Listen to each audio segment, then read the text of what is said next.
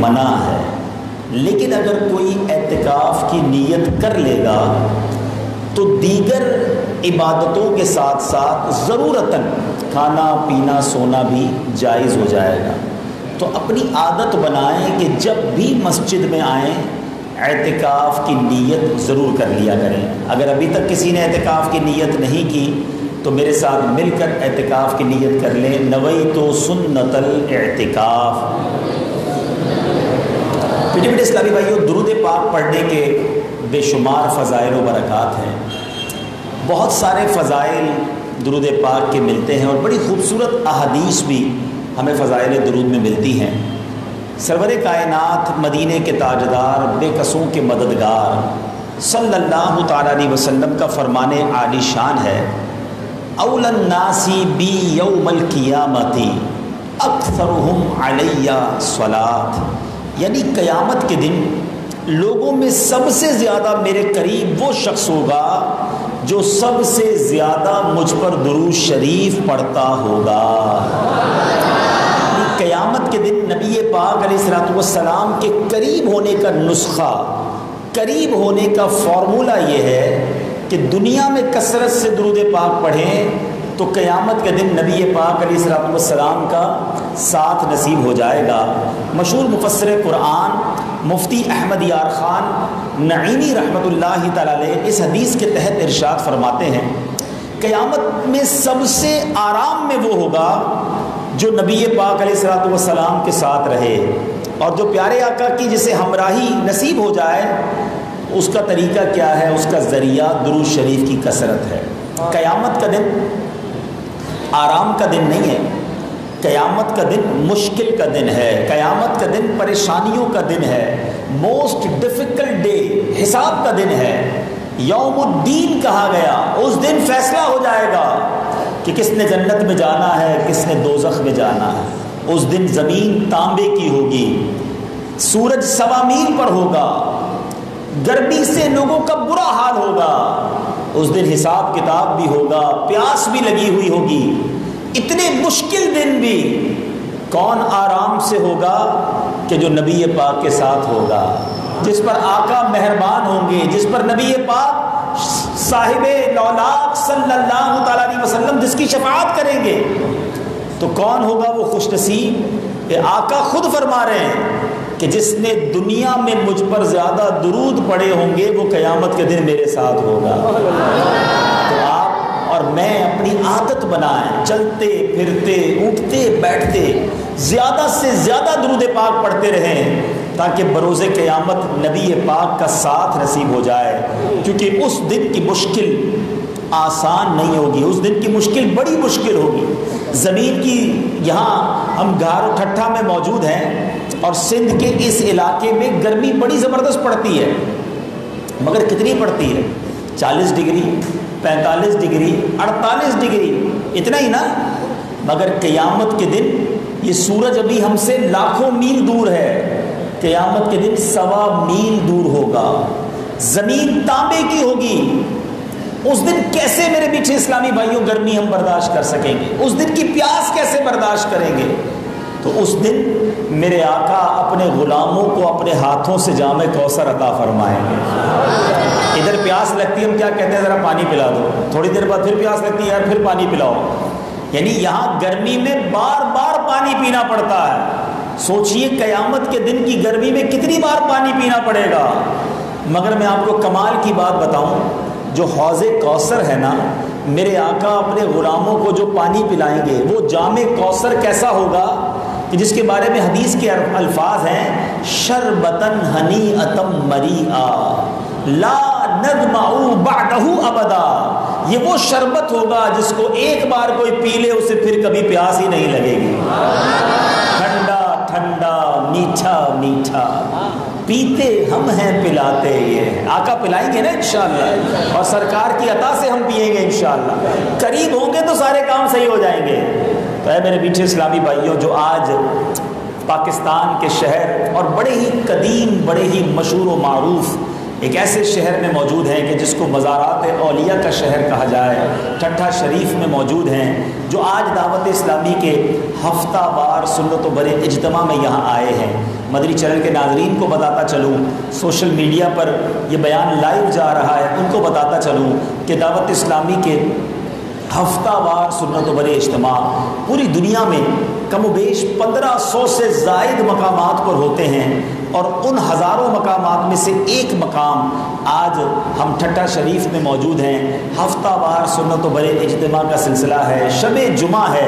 اللہ کریم آج کے اس اجتماع کی ہمیں برکتیں عطا فرمائے۔ مجھے یہ بھی بتایا گیا کہ صرف ٹھٹھا شہر سے ہی نہیں بلکہ آس پاس کے قریبی شہروں سے بھی اسلامی بھائی سفر کر کے آج اجتماع میں آئے ہیں۔ اللہ کریم سے دعا ہے کہ جو جہاں سے آیا اس کا آنا قبول فرمائے، قدم قدم پر اسے رب کریم برکتیں عطا فرمائے۔ اور آج تو جمعرات، کہتے ہیں نا جمعرات بھری مراد، آج مبارک رات ہے، اللہ سب کی مرادوں کو پورا فرما دے، سب کی جھولیوں کو بھر دے، اور آج اس اجتماع کی برکتیں ہم سب کو نصیب فرمائے۔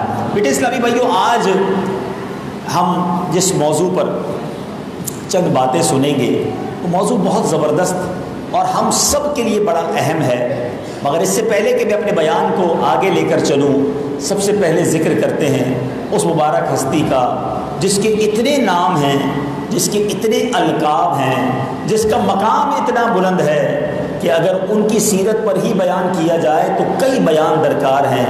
آج 14 رجب ہو گئی ہے، مگر جو دن گزرا وہ 13 رجب کا دن تھا، اور یہ دن ایک عظیم ہستی کی ہمیں یاد دلاتا ہے جس کو مولائے کائنات، مولا مشکل کشا، شیر خدا، اسد اللہ و اسد الرسول حضرت علی کرم اللہ تعالی وجہ الکریم کہا جاتا ہے۔ اللہ تعالیٰ نے کیا مرتبہ عطا کیا، مولا علی کرم اللہ تعالی وجہ الکریم کا مرتبہ بیان کرنے کے لیے ایک ہی بات میرا خیال ہے کافی ہے کہ ہم سب کی ولادت کسی کی ہاسپٹل میں ہوئی ہوگی، ہو سکتا ہے کسی کی گھر میں ہوئی ہو، مگر شیر خدا وہ ہیں جن کی ولادت خانہ کعبہ کے اندر ہوئی ہے۔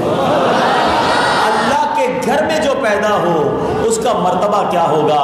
اور صحابہ کو رضی اللہ تعالی عنہ کہا جاتا ہے، جب حضرت علی کی بات آتی ہے تو کرم اللہ تعالی وجہ الکریم کہا جاتا ہے۔ اس کی وجہ کیا ہے؟ اللہ نے اس چہرے کو عزت ایسی دی ہے، اور لوگوں نے کئی صحابہ ایسے ہیں جو ایمان لائے، کسی اور مذہب پر تھے، نبی پاک پر ایمان لے آئے، مسلمان ہو گئے، مگر مولا علی وہ ہیں جنہوں نے کبھی کسی غیر، جس کو کہیں کہ غیر خدا کے آگے اپنا سر نہیں جھکایا۔ جب بھی دنیا میں آنکھ کھولی گویا تو آنکھ کھولتے ہی نبی پاک کا چہرہ دیکھنے لگ گئے۔ آقا کی گود میں پرورش ہوتی ہے، کبھی کسی غیر خدا کو نہیں مانا۔ جب ہوش سنبھالا اسلام آپ کے گھر میں تھا، دل میں نور تھا، نبی پاک پر اولین ایمان لانے والوں میں سے مولا علی شیر خدا ہیں۔ 10 سال کی عمر تھی اور آپ نبی پاک پر گویا ایمان لائے، دائرہ اسلام میں ایسے داخل ہوئے کہ پھر نہ جانے کتنوں کو مسلمان کیا۔ آپ کی شجاعت کی بات کی جائے، آپ کی طاقت کی بات کی جائے تو آپ فاتح خیبر ہیں، خیبر فتح آپ کے ہاتھ میں ہوا، اور نہ جانے کتنے غزوات میں اللہ کے شیر نے دشمنوں کو تہو بالا کر کے رکھ دیا۔ مولا علی کا ایک لقب ابو تراب بھی تھا، آپ کو مٹی والا، ابو تراب کا معنی کیا ہے؟ مٹی والا۔ بظاہر تو یہ کوئی بڑا نام نہیں ہے، مگر چونکہ نبی پاک نے یہ لقب دیا تھا۔ ایک بار آپ مٹی پر لیٹے تھے، پیارے آقا نے فرمایا قم یا ابا تراب، اے مٹی والے اٹھ جا۔ حضرت علی کہتے ہیں جب سے نبی پاک نے مجھے ابو تراب کہا ہے، جب سے یہ لقب مجھے سب سے زیادہ اچھا لگتا ہے۔ سیدی اعلیٰ حضرت کہتے ہیں نا، اس نے لقب خاک شہنشاہ سے پایا، اس نے لقب خاک شہنشاہ سے پایا، جو حیدر کرار کہ مولا ہے ہمارا۔ اللہ کریم تربت مولا علی پر کروڑوں رحمتوں کی بارش برسائے، اور ہم سب کو مولا علی کے فیضان سے مالا مال فرمائے۔ رجب کا مہینہ کمال کا مہینہ ہے۔ ویسے تو رجب کا مہینہ اس لیے بھی زیادہ کمال کا ہے کہ اس مہینے کو اللہ کا مہینہ کہا گیا۔ رجب اللہ کا مہینہ، شعبان رسول اللہ کا مہینہ، اور رمضان میرے آقا کہتے میری امت کا مہینہ ہے۔ اچھا، علامہ صفوری کمال کی بات فرماتے ہیں کہ کہ رجب بیج بونے کا مہینہ ہے. اب یہاں تو میری یہ بات جلدی سمجھ جائیں گے کھیتی باڑی والے زمیندار لوگ بیٹھے ہوں گے. پہلے ہم کیا کرتے ہیں زمین میں, آپ کی سندھی میں کہتے ہیں کھیڑی کرتے ہیں, اس کے بعد کیا کرتے ہیں چھٹا بیج ڈالتے ہو نا, پھر کیا کرتے ہیں پانی ڈالتے ہیں اور اس کی دیکھ بھال کرتے ہیں, تو تھوڑے مہینوں بعد کیا ہوتا ہے فصل کاٹتے ہیں. بات سمجھ آ رہی ہے؟ علامہ صفوری فرماتے ہیں رجب بیج ڈالنے کا مہینہ ہے, شعبان ان بیجوں پر پانی ڈالنے کا مہینہ ہے, اور رمضان فصل کاٹنے کا مہینہ ہے. تو جو رجب میں عبادت کا بیج نہیں بوئے گا, شعبان میں ان بیجوں پر اپنے آنسوؤں سے پانی نہیں ڈالے گا, وہ رمضان میں رحمت کی فصل کو کیسے کاٹے گا؟ تو اے میرے بیچے اسلامی بھائیوں, اس مہینے میں جب بہت شاندار واقعات ہوئے, 4 عظیم ہستیوں کا دن آتا ہے, بڑی عظیم ہستیاں ہیں. 6 رجب آتی ہے تو خواجہ خواجگاں خواجہ غریب نواز رحمۃ اللہ تعالی علیہ, وہ عظیم ہستی جن کے ہاتھ پر ہندوستان میں 90 لاکھ غیر مسلموں نے اسلام قبول کیا. نمبر 2, جب 13 رجب آتی ہے سبحان اللہ, تو پھر کس عظیم ہستی کی یاد مناتے ہیں؟ شیر خدا مولا علی کرم اللہ تعالی وجہ الکریم کا ذکر خیر ہوتا ہے, کیونکہ ان کا یوم ولادت 13 رجب ہے. اور اب کل کا جو دن ہے 15 رجب انشاءاللہ, جو کل 15 رجب ہوگی, یہ کل کا جو دن ہے یہ سیدی ہم امام جعفر صادق رضی اللہ تعالیٰ عنہ کا دن, اور 22 رجب جب آئے گی تو سیدنا امیر معاویہ رضی اللہ تعالیٰ عنہ کا دن. تو گویا یہ پورا مہینہ بزرگوں کا دن ہمیں یاد دلاتا ہے. اللہ کریم ہمیں اس مہینے کی برکت نصیب فرمائے. اور پھر سبحان اللہ, بڑی پیاری بات یاد دلائی کہ 4 بزرگوں کے بعد اصل جو معراج کا رات ہے, شاہ دولہ بنا آج کی رات ہے, 27ویں رجب جو ہے وہ معراج النبی کی رات ہے. تو کتنا مبارک مہینہ ہے جس میں کتنی خوبصورت یادیں ہیں. اللہ ہم سب کو ماہ رجب کی برکت نصیب فرمائے. اب غور سے جو آج میرا موضوع ہے, چونکہ گھر گھرستی والے فیملی والے لوگ بھی ہیں, نوجوان بھی ہیں, بزرگ بھی ہیں, یہ بیان سوشل میڈیا پہ لائیو بھی سنا جا رہا ہے. جو آج بیان کا ٹاپک ہے, جو موضوع ہے, وہ ہم سب کے لیے بڑا ضروری ہے. جنت عطا فرمانے والے آقا, لا مکان کی سیر کرنے والے صلی اللہ تعالی علیہ وسلم کی بارگاہ میں قبول اسلام کے لیے جوک در جوک لوگ آتے تھے. ایک دن یمنی بادشاہ کی اولاد میں سے حضرت سیدنا وائل بن حجر رضی اللہ تعالیٰ عنہ وفد کی صورت میں آئے پیارے آقا کے پاس, گویا ایمان قبول کرنے کے لیے. اور پیارے آقا علیہ الصلوۃ والسلام نے جب ملاقات نہیں ہوئی تو صحابہ کرام نے انہیں پہلے ہی بتا دیا کہ تمہارے آنے کی بشارت نبی پاک 3 دن پہلے ہمیں بتا چکے ہیں کہ وائل بن حجر نے آنا ہے. پہلے ہی 3 دن پہلے ہمیں غیب بتانے والے آقا نے تمہارے بارے میں بتا دیا تھا کہ تم آنے والے ہو.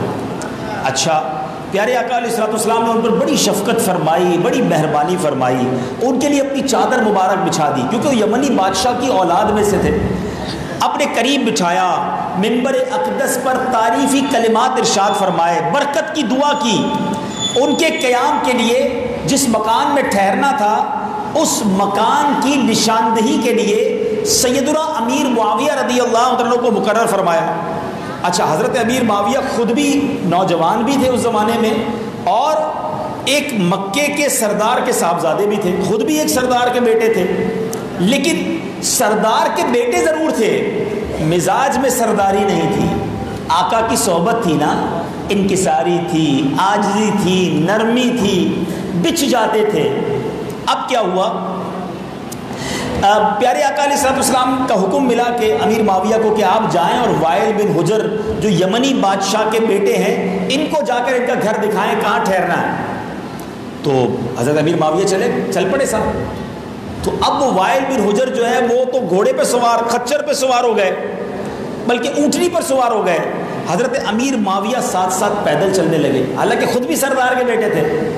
اب بہت گرمی تھی, عرب کی گرمی بڑی مشہور ہے. ساتھ چلتے چلتے چلتے حضرت امیر معاویہ نے کہا کہ حضور اب تو میرے پاؤں جلنے لگے ہیں, بہت گرمی ہے, آپ مجھے اپنے ساتھ بٹھا لیں. تو وائل بن حجر جو ابھی نئے ایمان لائے تھے, بالکل نیو مسلم گویا ہوئے تھے, تو وہ انہوں نے صاف انکار کر دیا کہ نہیں, میں اپنے ساتھ نہیں بٹھاؤں گا. یہ بادشاہ کا بیٹا ہوتا ہے, اس کا اسٹائل اور تھا, تو کہا حضور اچھا پھر ایسا کرے چپل ہی پہننے کے لیے دے دے، میرے پیر بھی جل گئے ہیں۔ وائل بن حجر نے کہا کہ تم ان لوگوں میں سے نہیں جو بادشاہوں کا لباس پہن سکو، تو پتہ نہیں ہم بادشاہ کے بیٹے، تمہارا یہ مقام نہیں ہے کہ تم بادشاہوں کا لباس پہن سکو، تمہارے لیے اتنا ہی کافی ہے کہ میری اونٹنی کے سائے میں چلتے رہو۔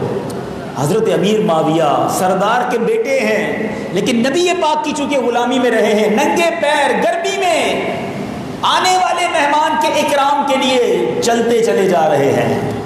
حضرت امیر معاویہ جب چلتے ہوئے کوئی جوابی کارروائی نہ کی، اب وہ واقعہ تو پورا ہو گیا، اب حالات نے پلٹا کھایا۔ اب کچھ عرصے بعد ایک وقت ایسا آیا کہ حضرت امیر معاویہ رضی اللہ عنہ پورے ملک شام کے گورنر بن گئے۔ اب وائل بن حجر جو ہے اس زمانے میں حضرت امیر معاویہ کے پاس گئے، اب پورے شہر کا گورنر، اور اب یہ ملاقات کرنے گئے تو حضرت امیر معاویہ نے بڑی محبت کے ساتھ ان کے ساتھ پیش آئے، وہاں بھی بڑی عزت دی۔ ماضی کا کوئی بدلہ لینے کے بجائے حضرت وائل بن حجر سے کہا کہ میرا یہ تخت بہتر ہے یا آپ کی اونٹنی کی کوہان بہتر ہے؟ تو حضرت سیدنا وائل بن حجر نے کہا کہ اے امیر المومنین، اس وقت میں نیا مسلمان تھا، آپ اور جاہلیت کا رواج بھی وہی تھا جو میں نے کیا، اب اللہ نے ہمیں اسلام سے سرفراز فرما دیا ہے، آپ نے جو کچھ کیا وہی اسلام کا طریقہ تھا۔ اے میرے بیٹے اسلامی بھائیوں، اس واقعے سے ہمیں سیکھنے کو کیا ملا؟ حضرت وائل بن حجر پتہ ہے پھر کیا کہتے ہیں؟ کہتے کاش میں نے اپنے آگے آپ کو سوار کیا ہوتا، اپنے ساتھ بٹھایا ہوتا، اس وقت مجھے یہ پتہ نہیں تھا کہ اسلام کی خوبصورتی کیا ہے۔ چونکہ میں سندھ آیا ہوں اور سندھ میں بھی یہ ایک رواج، ایک انداز موجود ہے کہ اگر کوئی وڈیرا ہے، اگر کوئی مالدار ہے، اگر کوئی قبیلے کا سردار ہے، یہ بڑی عزت کی بات، یہ قبیلے کے سردار نبی پاک کے دور سے موجود رہے ہیں، اس زمانے میں بھی لوگ قبیلوں کے سردار ہوتے تھے، مگر جب اسلام آیا تو اسلام نے ہمیں یہ درس دیا کہ تکبر نہیں کرنا، ظلم نہیں کرنا، اپنے آپ کو بڑا نہیں سمجھنا ہے۔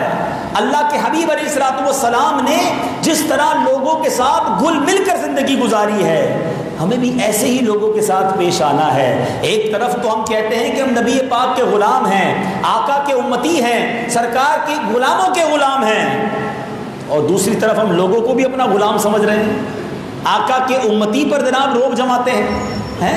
ایسا بھی ہوتا ہے کہ ظلم کرتے ہیں لوگ۔ نہیں میرے بیچے اسلامی بھائیوں، اگر آپ کسی وجہ سے اپنے قبیلے کے سردار ہیں، وڈیرے ہیں یا زمیندار ہیں، یا اللہ نے کوئی مقام دیا ہے، تو یاد رکھنا وَتُعِزُّ مَن تَشَاءُ وَتُذِلُّ مَن تَشَاءُ، اللہ جسے چاہے عزت دے، وہ جسے چاہے ذلت دے۔ کبھی اپنے مال پر، اپنی زمین پر، اپنے عہدے پر مت اترانا۔ اسلام ہمیں نرمی کا، عاجزی کا، لوگوں کے ساتھ اچھے رویے کا درس دیتا ہے۔ سبحان اللہ، معلوم ہوا کہ ہمارے آقا علیہ الصلوۃ والسلام کے صحابہ تحمل مزاج والے، یعنی نرم مزاج ہوتے تھے۔ ہمارے آقا کے صحابہ محبت بھرا سلوک کرنے والے ہوتے، ہمارے آقا کے صحابہ عاجزی اور انکساری کے پیکر ہوتے، ہمارے آقا کے صحابہ صبر و تحمل کے عادی ہوتے، ہمارے آقا کے صحابہ مہربان ہوتے، ہمارے آقا کے صحابہ برے سلوک پر بھی اچھا سلوک کیا کرتے، ہمارے آقا کے صحابہ برائی کا بدلہ بھی اچھائی سے دیا کرتے، ہمارے آقا کے صحابہ حلیم اور بردبار ہوتے، ہمارے آقا کے صحابہ بدلہ لینے کے بجائے معاف کر دینے والے ہوتے۔ اب بتائیے اے صحابہ کے غلاموں، اہل بیت اطہار اور صحابہ کی محبت کی باتیں کرنے والوں، کیا ہم ایسے ہیں؟ ہمارے ساتھ کوئی برا برتاؤ کرے، ہمارے ساتھ کوئی بدتمیزی کرے، ہمارا انداز کیا ہوتا ہے؟ اے میرے بیچے اسلامی بھائیوں، بزرگوں کی باتیں تو ہم بڑی کرتے ہیں۔ عبداللہ شاہ صابی رحمۃ اللہ تعالی علیہ یہاں موجود ہیں، اور مکلی میں نہ جانے کتنے مزارات اولیاء، مگر ان مزارات سے ہم محبت کیا کرتے ہیں؟ وہاں جا کے فاتحہ پڑھتے ہیں، ان کا عرس آتا ہے تو بڑی محبت سے جاتے ہیں، چادر چڑھاتے ہیں، لنگر کھاتے ہیں، نعرے لگاتے ہیں۔ یہ کام اچھے ہیں، اگر جائز طریقے سے ہوں کرنے چاہیے، لیکن کیا بزرگوں سے محبت یہی ہے بس؟ جیسی انہوں نے زندگی گزاری، کیا ہم نے ایسی زندگی گزارنے کی کوشش کی؟ وہ نرم، ہم غصے والے، وہ معاف کرنے والے، ہم بدلہ لینے والے، وہ لوگوں کو درگزر کرنے والے، ہم ظلم کرنے والے۔ وہ پیاری پیاری باتیں کرنے والے، ہم گالیاں دینے والے. یہ کیسی غلامی ہے بزرگوں کی؟ وہ نمازیں 5 وقت نماز کے بعد تہجد بھی پڑھنے والے، ہم فرض نماز قضا کرنے والے. وہ قرآن کے حافظ، قرآن روزانہ پڑھنے والے، اور ہم قرآن بالکل نہ پڑھنے والے. آپ سوچئے نا کتنا دور ہے ہمارا تعلق بزرگوں سے. یہ کیسی محبت ہے، یہ کیسا پیار ہے. اور اب جیسے ماشاءاللہ ہم بزرگوں کی، صحابہ کی بات کر رہے ہیں، تو صحابہ کرام کا انداز تو یہ تھا. سبحان اللہ. شاعر صحابہ کرام کے بارے میں کیا کہتا ہے؟ رسالت کی منزل میں ہر قدم پر نبی کو رہا انتظار صحابہ. انہی میں ہے صدیق و فاروق و عثمان، انہی میں ہے علی شہ سوار صحابہ.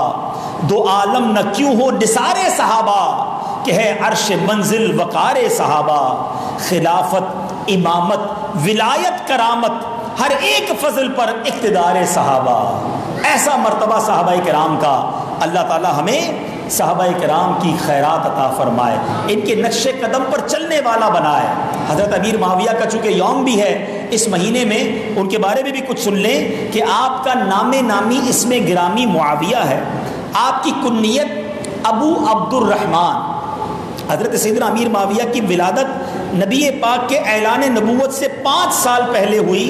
امیر معاویہ رضی اللہ تعالیٰ دراز قد تھے، لمبے قد والے تھے.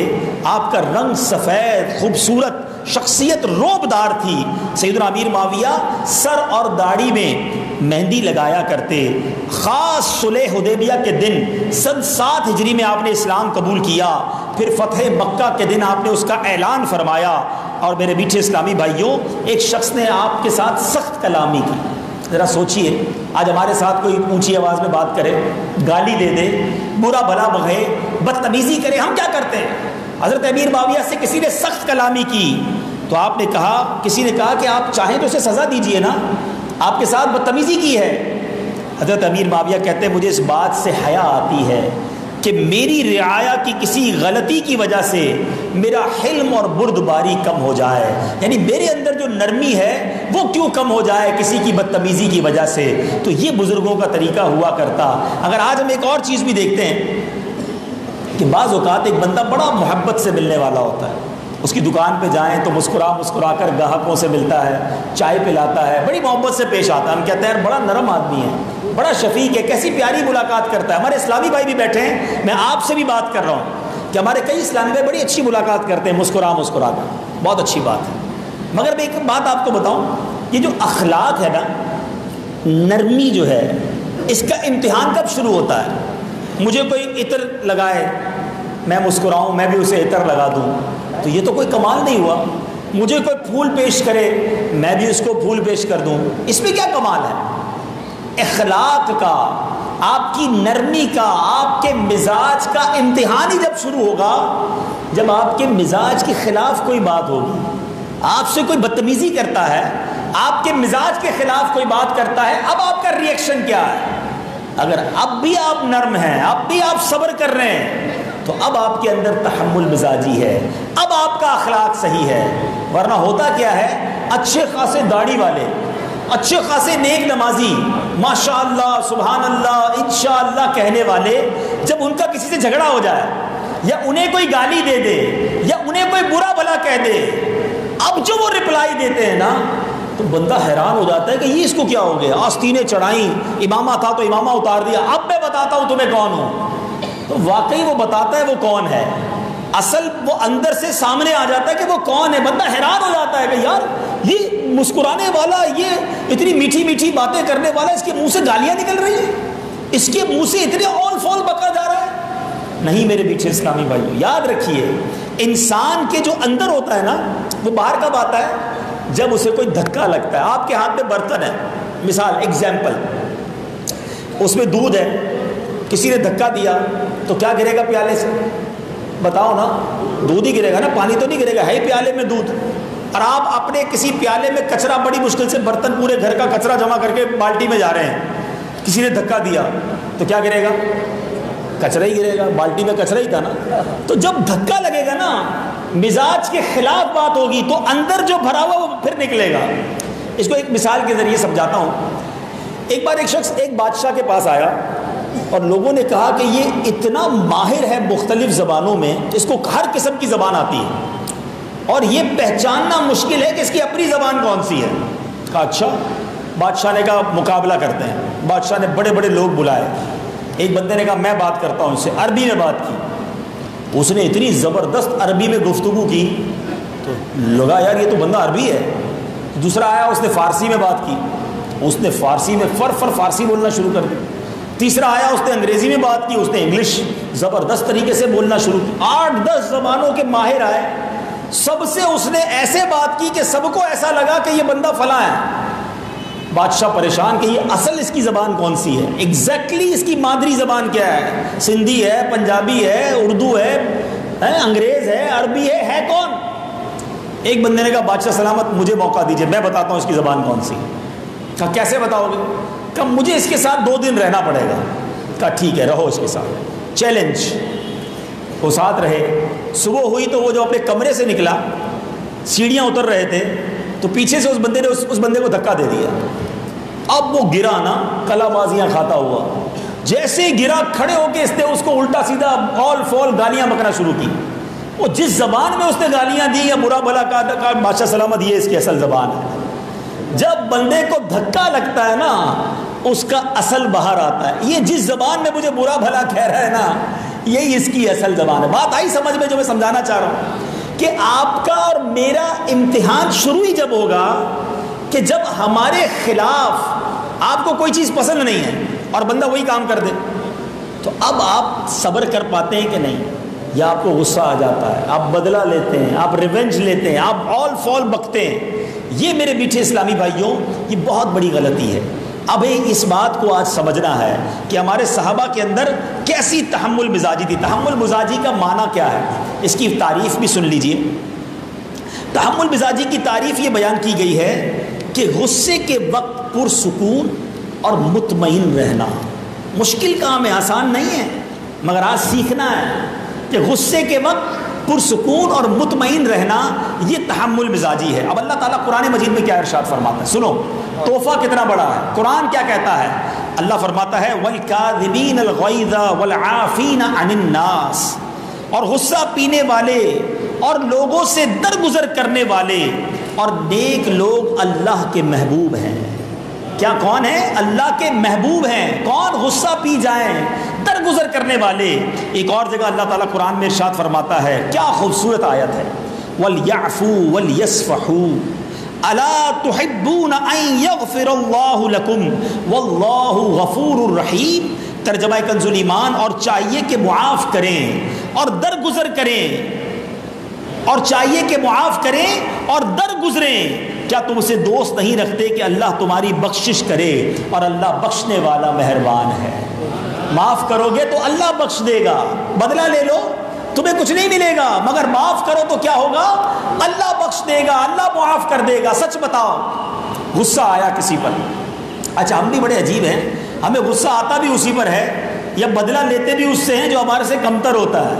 ملازم ہوگا، غریب آدمی ہوگا، ہماری اولاد ہوگی، ہماری بیوی ہوگی، ہمارا ملازم ہوگا، اس پہ جو بولنا ہے بول دیں گے، کیونکہ وہ تو کچھ کہہ نہیں سکتا۔ اپنے سے طاقتور کو بندہ کہتا ہے چھوڑو یار معاف کیا، وہ کیا معاف کیا، تم بگاڑ ہی کچھ نہیں سکتے تھے اس کا۔ کمال تو یہ ہے کہ آپ بگاڑ سکتے ہیں، آپ بدلہ لے سکتے ہیں، اور اللہ کی رضا کے لیے اس لیے معاف کر دیں کہ یا اللہ میں اسے معاف کرتا ہوں تو مجھے معاف فرما۔ اور یقین کرو وہ کریم معاف کرنے والا ہے۔ قرآن میں اس نے فرمایا نا کہ اللہ دوست رکھتا ہے ان لوگوں کو جو معاف کرتے ہیں، جو غصے کو پی جاتے ہیں۔ اے میرے میٹھے اسلامی بھائیوں، پیارے آقا علیہ الصلوۃ والسلام کی 2-3 حدیثیں سناتا ہوں تاکہ اندازہ ہو کہ معاف کرنا اللہ کو کتنا پسند ہے۔ اللہ کے حبیب فرماتے 3 باتیں جس میں ہوں گی اللہ تعالیٰ قیامت کے دن اس کا حساب بہت آسان طریقے سے لے گا، اس کو اپنی رحمت سے جنت میں داخل فرمائے گا۔ صحابہ کرام نے عرض کی حضور وہ 2-3 باتیں کون سی ہیں؟ کیا فائدہ ملے گا؟ پہلے 3 باتیں بتانے سے پہلے فائدہ بتا رہا ہوں۔ جنت میں داخلہ بھی ہے، حساب بھی آسانی سے ہو جائے گا، اس سے بڑا انعام ہے کوئی؟ اب وہ 3 باتیں کیا ہیں؟ آج سے نیت کر لو کہ یہ 3 باتوں پر عمل کرنا ہے۔ نمبر 1، جو تمہیں محروم کرے تم اسے عطا کرو۔ ہے مشکل بھائی، میں فلاں کو دعوت میں نہیں بلاؤں گا، کیوں؟ اس نے بھی تو نہیں بلایا تھا۔ میں اس کو تحفہ نہیں دوں گا کہ اس نے بھی تو تحفہ نہیں دیا تھا. جو نہ دے تم اسے دو, محروم کرے تم اسے عطا کرو, کیونکہ جنت میں بھی تو جانا ہے نا. یہ دوستیاں رشتہ داریاں خراب اس لیے ہو گئی کہ جناب اس نے شادی میں نہیں بلایا, ہم بھی نہیں بلائیں گے اس کی شادی میں, اپنے بچے کی شادی میں. نہیں, ایسا نہ کریں. جو محروم کرے تم اسے عطا کرو. دوسری بات, اللہ کے حبیب فرماتے جو تم سے تعلق توڑے تم اس سے تعلق جوڑو. ہیں انہوں نے, میں اپنے چچا کے گھر نہیں جاتا, میں اپنے ماموں کے گھر, لوگ کہتے ہیں میں فلاں کے گھر نہیں جاتا. کیوں؟ وہ بھی تو نہیں آتے ہمارے گھر. کئی سال ہو گئے ہم نے ان کے گھر جانا چھوڑ دیا. چھوٹی سی بات پر رشتہ داری توڑ دی ہے آپ نے. حالانکہ رشتہ داری جوڑنے والا, تعلق جوڑنے والا, اللہ کے حبیب فرماتے ہیں اللہ اس کو جنت میں داخل فرما دے گا. تیسری بات فرمایا جو تم پر ظلم کرے تم اسے معاف کر دو. یہ تینوں باتیں اگر اپنا لے, آج اگر میرے اس اجتماع میں, بیان میں جتنے یہاں موجود اسلامی بھائی یہ پیچھے تک بیٹھے ہیں, اگر کاش ہم یہ 3 عادتوں پر کوشش شروع کر دیں تو انشاءاللہ ہمارے لیے جنت بھی ہوگی اور حساب کتاب بھی آسان ہو جائے گا. نیت کرتے ہیں انشاءاللہ, میرے ساتھ دہرائیں, یاد بھی ہو جائے گا. جو تمہیں محروم کرے, پڑھے, تم اسے عطا کرو. جو تمہیں محروم کرے تم اسے عطا کرو. جو تم سے تعلق توڑے تم اس سے تعلق جوڑو. جو تم پر ظلم کرے تم اسے معاف کرو. یہ یاد ہوگا نا تو پتہ ہے کیا ہوگا, ہوتا ہے, یقین کریں اگر آپ کی یہ عادت بن گئی نا تو کبھی کبھی بڑا غصہ آئے گا, یار اس نے ایسا کام کیا. پھر خیال آئے گا جو تم سے محروم کرے تم اسے معاف کرو, تم اسے عطا کر دو. معاف, کوئی بات نہیں, غلطی ہوئی ہے نا, چھوڑو یار. کوئی بندہ آپ کے ساتھ اگنور کرے گا, آپ کو نہیں بلائے گا, آپ سے سیدھے منہ بات نہیں کرے گا, اپنی دعوت میں نہیں بلائے گا, دوسروں کو بلائے گا, آپ کو بڑا غصہ آئے گا. پھر یاد آ جائے گا جو تم سے تعلق توڑے تم اس سے تعلق جوڑو. کوئی بات نہیں یار, وہ تعلق توڑنا ہے, میں جوڑوں گا, مجھے جنت میں جانا ہے, مجھے بڑا ثواب چاہیے, مجھے بڑی رحمت چاہیے. جب یہ ذہن بن جائے گا تو انشاءاللہ آپ کے گھر میں محبتیں آ جائیں گی, آپ کی فیملی میں محبتیں آ جائیں گی. ایک اور حدیث پاک سنو, اللہ کے حبیب فرماتے ہیں کہ 5 کام انبیاء کی سنت ہیں, 5 کام ایسے جو نبیوں کی سنت ہیں. فرمایا اس میں سے ایک تحمل مزاجی بھی ہے. اور آج وہ لوگ, اب جو میں حدیث سنانے جا رہا ہوں, وہ لوگ جو معاف نہیں کرتے نا, لوگ کہتے ہیں میں نہیں چھوڑتا کسی کو. ہاں, مجھ سے کوئی سیدھے منہ بات نہ کرے, پھر میں بتاتا ہوں میں کون ہوں. جناب آج کل شرافت کا زمانہ نہیں ہے, جیسے کو تیسا, اینٹ کا جواب پتھر سے دینا چاہیے. جواب نہیں دو گے تو لوگ بزدل سمجھیں گے, لوگ سمجھیں گے ہمارے اندر بہادری نہیں ہے, ہم بدلہ نہیں لیں گے تو لوگ کیا کہیں گے. سنو اب غور سے, اللہ کے حبیب صلی اللہ تعالی علیہ وسلم فرماتے ہیں جو کسی مسلمان کی غلطی کو معاف کرے گا قیامت کے دن اللہ تعالیٰ اس کی غلطی کو معاف کر دے گا. اب صحیح بتاؤ, میں بدلے لیتا رہوں اور اللہ مجھے بھی پکڑ دے کہ تو بندوں سے تو بڑے بدلے لیتا تھا, اب آ میں تیری غلطیوں کو پکڑتا ہوں, کدھر جائیں گے ہم, کیسے جواب دیں گے. غور کیجئے میٹھے اسلامی بھائی, آپ کو جب بھی کسی سے بدلہ لینے کا جی چاہے نا, جب بھی کسی کو سزا دینے کا جی چاہے, خیال کر لو کہ میرا رب مجھ پر قدرت رکھتا ہے, قابو رکھتا ہے. آج میں ایک غلطی پر سزا دینے جا رہا ہوں, اگر اس نے میری غلطیوں پر قیامت کے دن پکڑنا شروع کیا تو میرا کیا بنے گا. ایک واقعہ میں نے پہلے بھی کئی بار بیان کیا کہ ایک شخص بڑا گناہ گار تھا, اس کا انتقال ہو گیا. مرنے کے بعد کسی نے اسے خواب میں دیکھا اور پوچھا تمہارے ساتھ کیا معاملہ ہوا. کہتا ہے مجھے اللہ تعالیٰ نے بخش دیا. کہ تو بڑا گناہ گار تھا, تیرے تو گناہ بھی بہت سارے تھے. کہ واقعی بڑا گناہ گار تھا. ایک بار میری زوجہ نے کھانا بنایا اور اس کھانے میں نمک بہت زیادہ تھا. مجھے بڑا غصہ آیا کہ بیوی کو جو ہے نا تھپڑ اپڑ ماروں, یہ پلیٹ بھی اس کے منہ پہ مار دوں. ہو سکتا ہے ادھر بھی بہت سارے شیر ببر بیٹھے ہوں گے جو کبھی برتن توڑتے ہوں گے, کبھی تھپڑ مارتے ہوں گے, کبھی گالیاں نکالتے ہوں گے. اللہ کے بندوں, بیوی سے شادی کی ہے, کمپیوٹر سے نہیں. وہ بھی انسان ہے, اس سے بھی غلطی ہو سکتی ہے, وہ بھی بیمار ہوتی ہے, کبھی اس کا موڈ بھی خراب ہوتا ہے. ہمیں لگتا ہے ہم ہی سارا دن کام کرتے ہیں, وہ گھر میں کچھ نہیں کرتی, تو چلو اس رمضان میں ڈیوٹی چینج کر کے دیکھ لینا. افطاری پکانا روزے کے اندر تو پتہ چلے گا چولہے کے پاس, بچے سنبھالنا تو اپنا بھاؤ پتہ چل جائے گا. عورتوں کے ساتھ تو اچھا سلوک کرنے کا ہمارا اسلام درس دیتا ہے. اللہ کے حبیب کی حدیث سناؤں, اللہ کے حبیب فرماتے ہیں تم میں بہترین وہ ہے جو اپنے گھر والوں کے ساتھ بہترین ہے، اور فرمایا میں سن لو تم سب سے زیادہ اپنے گھر والوں کے ساتھ بہترین ہو۔ میرے آقا سودا سلف لاتے، کھانا پکانے میں اپنی ازواج کا ہاتھ بٹاتے، اور ادھر گالیاں نکالتے، ادھر برا بھلا کہتے ہیں۔ لوگ کہتے ہیں بیوی کو جو بولنا ہے بول دو، کیا وہ دل نہیں رکھتی؟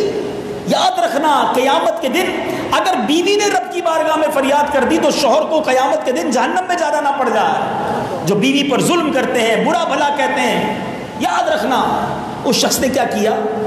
کہتے میں کھانا کھا رہا تھا، بڑا نمک، بڑا جی چاہا کہ بیوی کو سزا دوں، پھر خیال آیا کہ یار بیوی نے ایک غلطی کی ہے اور مجھے سزا دینے کو جی چاہ رہا ہے،